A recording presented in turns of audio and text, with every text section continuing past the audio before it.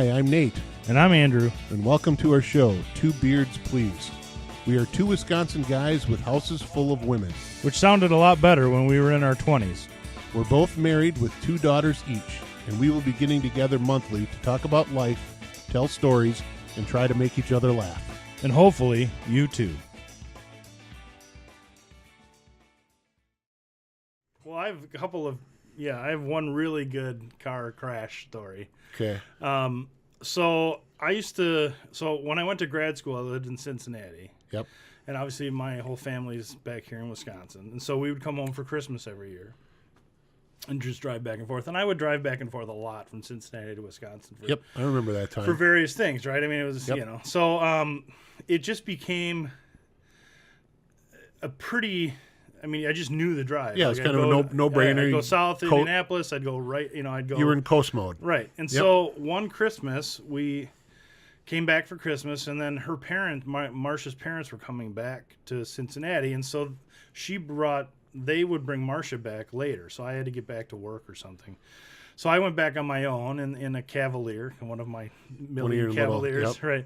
And so I'm just north of Indianapolis and just driving down the road at a fairly high rate of speed, as I oft did and still do. And passing cars and, not like I'm not aggressively driving. I'm just driving. Right, you're just driving, trying to get there. Right. And so I go to pass a semi-truck and there's theories on what happened. So, my dad is convinced I fell asleep. My mom is convinced I was just going too fast, which probably right. Yeah. I'm pretty sure that a tire blew. So I pulled out left to pass the semi truck, and I got probably too close to begin with. Yep. And then the car just went to the right. Like as soon as I went out to pass him, it just pulled right into so I hit this truck. You hit the semi. I hit the semi truck. The back end. The back end. Yep. Right. And I was going. Let's just say if it was the Escort, it would have been buried vertical, right? And the semi truck's going 55 miles an hour. So you can imagine hitting a brick wall at like 40 miles an hour. Yeah. You don't the semi didn't give. Right. But unbeknownst to me is when you hit the back of a semi-trailer, the guy that's way up in the cab, he doesn't really feel too much. Right. So I hit the thing, the airbags go off. And you spun off. No, I got wedged underneath the back end of the truck. Oh. And then the airbag goes off. The engine, that's designed so the engine doesn't come into the cab. It just drops to the ground. So the engine drops to the ground and there's sparks everywhere. And then he proceeds to drag me for 3 miles. Oh, no. 3 miles. How did he figure it out? Well, people are pulling up to me and freaking out as I'm being dragged down the highway. I can't imagine why they would be freaking out. So I just look over and wave at him because I don't know what else to do. Right? And so... I think about 3 miles at 60 miles an hour. I mean, that's 3 minutes. Yes. Right? 3 minutes is a long time. That's like half of a Jethro Tull song.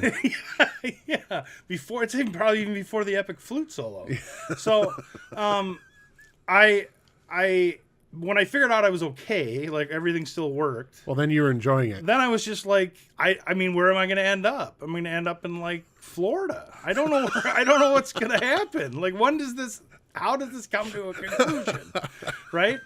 So I'm being dragged down the highway and people are pulling up and I'm waving at them and I was still smoking then, so I just lit a cigarette because what else am I going to do? The radio was on. I was listening to Led Zeppelin, traveling down the highway at 60 miles an hour. Oh, Finally, man. after 3 miles, and I know it was 3 miles because we went back, and you can see the fluid emptied out of the car at one point, and then you can see it pulled off to the side of the road at one point. I get out.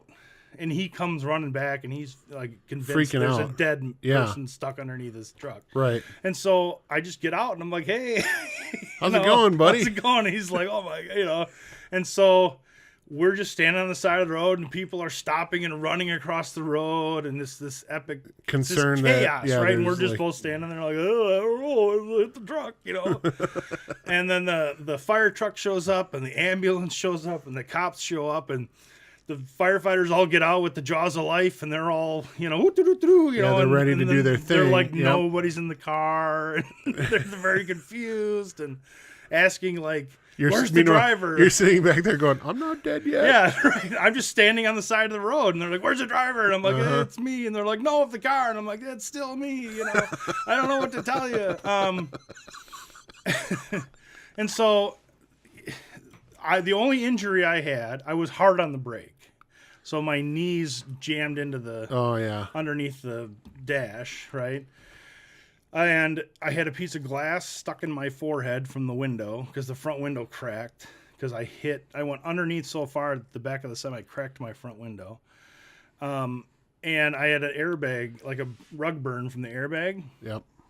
And so I'm in the ambulance, and they take they take the piece of glass out of my head or whatever, and you know, I'm like, I asked the police officer, am I gonna get a ticket? You know, he's like, well, what happened? And I'm like, I don't know. I just, you know, and he's like, you probably don't need a ticket. You're probably had enough messed up car and messed up faces enough. Yeah, you've had enough for one night. You've learned your lesson. And so I mean, I'm in like I don't know, half an hour north of Indianapolis in the middle of Indiana. I don't know anybody. I'm all by myself. Yep. We go back to the car, and the guy's like, well, the cop is going to give me a ride to a hotel, right? And so I'm like, that'd be great. He said, do you need anything out of the car? I was like, well, I'll grab my bag. Of course, I locked my keys in the car. Because what else do you do when you get dragged 3 miles? Well, you had a broken windshield. You probably the front windshield was cracked and shattered, but the side windows were good. I don't know, like, right? So I'm sorry, I locked my keys in the car, and he's just like, really? You're so a moron. Yeah. So the tow truck guy comes over. Now you're getting a ticket, fat guy. The tow truck guy comes over and shatters the window, and I pull my stuff out. Well, at that point, who cares, right?